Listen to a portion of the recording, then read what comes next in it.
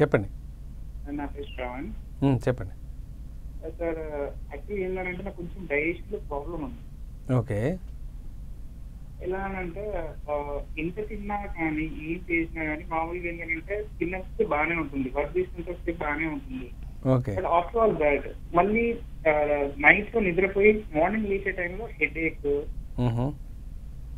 Body హెవీగా అనిపించడం అలా అనిపిస్తుంది. డే మొత్తం యాక్టివ్ గానే ఉంటున్నాను, మార్నింగ్ అవర్స్ లో లేచే టైంలో మాత్రం కొంచెం అన్ఈజీగా ఉంటుంది. శ్రవణ్, దీంతో పాటు నీకు ముక్కు దిబ్బడ లాంటిది ఏదైనా ఉందా? లేదండి. లేదు, ఓన్లీ మార్నింగ్ లేచిన తర్వాతనే తలనొప్పిగా అనిపించడం, లేకపోతే కొంచెం అన్ఈజీనెస్ అనేది కనబడుతూ ఉంది.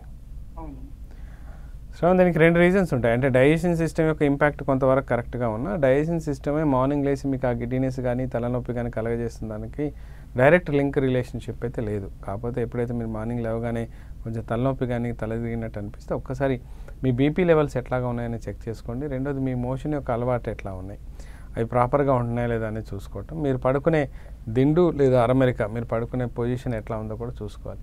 ఇవన్నీ చూసుకుంటూ అనలైజ్ చేసుకోగలిగితే బాగుంటుంది. కొంతమందికి గురుక ఎక్కువ పెట్టినప్పుడు, లేదా స్నోరింగ్ ఉన్నప్పుడు, లేదా ఆక్సిజన్ లెవెల్స్ ఎప్పుడైతే గాలిలో తగ్గిపోయి ఉంటాయో, లేదా మీరు పడుకున్న పడక గదిలో ఎప్పుడైతే కిటికీ తలుపులు గట్రా గట్టిగా మూసేసుకొని పడుకోవడం వల్ల ల్యాక్ ఆఫ్ ఆక్సిజన్స్ ఎప్పుడైతే అనిపిస్తుందో ఆటోమేటిక్గా మీకు మార్నింగ్ లేవగానే ఫ్రెష్నెస్ అనేది ఉండదు, డల్నెస్ అనేది ఎక్కువగా ఉంటుంది. ఈవెన్ గురుక కేసెస్లో కూడా అలాగే ఉంటుంది అనమాట.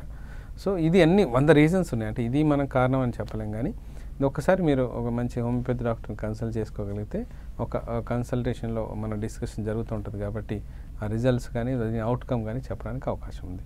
అంతవరకు అయితే మీ రూమ్లో ఉన్న వెంటిలేషన్ ఒకటి అండ్ బీపీ ఒకటైతే క్రాస్ చెక్ చేసుకోండి.